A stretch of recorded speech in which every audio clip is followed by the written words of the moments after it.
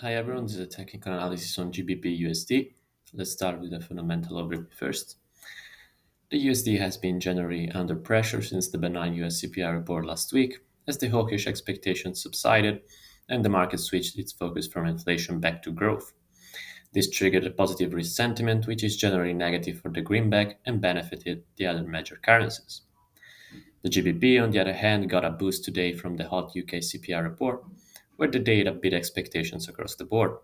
The services inflation figures, which is what the BOE cares most about, came in much higher than expected, showing once again that inflation remains very sticky on the services side. The market pared back expectations for a rate cut in June, with even August now being in question. Now on the daily chart, we can see that GBP USD recently broke above this key swing level at the 127 handle as the pair continued to gain ground on a softer US dollar. From a risk management perspective, the buyers will have a much better risk to reward setup here around the trend line, but we will likely need some hot US data to trigger such a big correction. The sellers, on the other hand, will need the price to fall below this trend line to turn the trend around and start looking for new lows. On the 4-hour chart, we can see that we have a good support level here around the 126.34 level, where we can find the 38.2% Fibonacci retracement level for confluence. If we get a pullback into this level, we can expect the buyers to lean on it with a defined risk below it to position for a rally into new highs.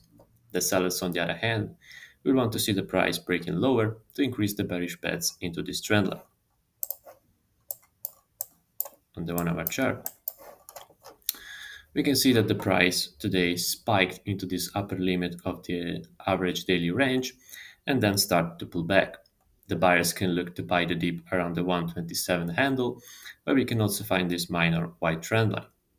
The sellers, on the other hand, will want to see the price breaking lower to invalidate the bullish setup and pile in for a drop into the 126.38 support. Today we have the FMC minutes late in the day, although it's unlikely to be market moving. Tomorrow we will get the latest UK and US PMIs and the US jobless claims figures.